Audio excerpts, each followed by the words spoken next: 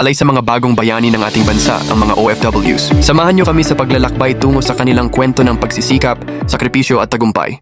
Magandang araw. Gusto ko sana namin makipag-usap sa inyo tungkol sa inyong mga karanasan bilang isang overseas Filipino worker o tinatawag bilang isang OFW.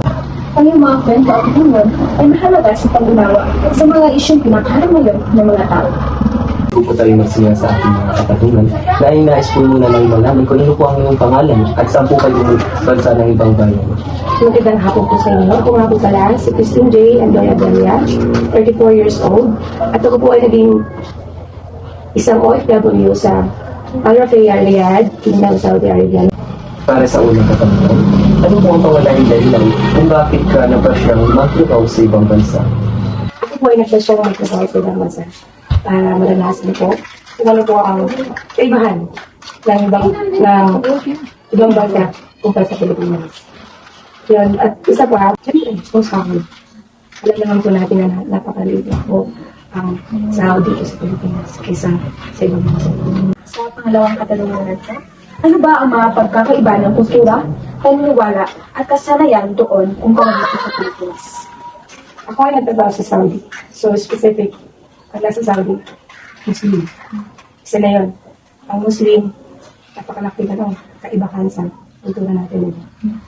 Tapos sila kasi doon, ang Muslim kasi, napakalaki ang respeto nila sa mga babae.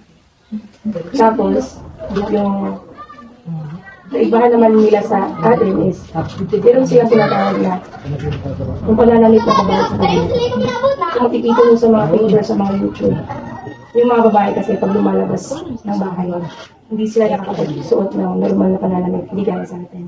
Doon po kasi pag lumabas ang mga babae, kailangan may kapit yung buhok nila kasi masilan yung sa mga babae. Hindi pwede pinapagpito ng nila. Nasa Quran yun ang tsaka yung kailangan nakasuot sila ng abaya. Kahit nga tayo, kami, kung umaalis kami sa bahay, kailangan nakasuot po kami ng abaya. So isa yung sa mga isa yung sa mga kaibahan. Para sa pangatlong katanungan, meron ka bang naranasang hindi malilimutan sa iyong amo o sa Riyadh? Meron. Daw i-treat us. Pag nasa bahay kami, wala, hindi kami sinasabihan. Ganito ganyan. Tapos, yung sa pagkain naman, sabi ko, ano meron sila, pwedeng pinakain namin. Kung saan sila pupunta, sinasabihin kami. Hindi kaya yung iba, pag out of town kami naman pag nag-out of town kami, nakikita mo kahit sa airport lang. Ibang mga katulong ang mga. Kasi sa kanila, hindi na kami bilang katulong. Kaya doon, kahit sa airport mo, nakikita mo ng kaibahan. Yung iba kumakain yung mga may isa agad din ako galing sa kumakain sa isang mga ganda na sa kami iba. Yung ating amo namin is kung ano binibili ng amo namin na natin. Wala kami lahat. Sa huling katanungan, ano ang pinakamahalagang aspeto ng pamumuhay mo sa Riyadh? Pinakamahalagang aspeto na naranasan ko sa Riyadh is syempre masaya. Masaya ako kasi nakapunta ko ng iba-ibang lugar. Yung Riyadh Zoo nila na napakalaki. Yung gusto na ito nila na na-experience ko. Tapos yung lugar na kung saan akala ko sa panaginip ko na maranasan. Pero grabe yung experience namin. At syempre, yung mga nabigyan ang ating ulit ko talaga sa kanila kasi hindi ko akalain makakapagtama ako ng ganoon, napakapito mga tao. May takot sa Diyos kung sa kanila ala sa Diyos.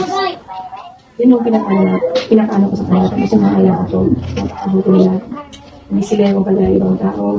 Ay, ibig ko sa ibang Saudi kasi most ako talaga nananapin. Sa experience ko rin, napakasaya ng buhay ko. Tinapos ko nga lang yung pagkata ko doon kasi marami kasi muso kasi ako. Maano pa talaga sa mga magulang. Kaya at least naka-experience ako. Maraming salamat sa pag-ulap niya sa aming invitation at maraming salamat din sa pagsagot ng aming mga katanungan. Dito, nasaksihan natin ang mahalagang karanasan ng isang OFW.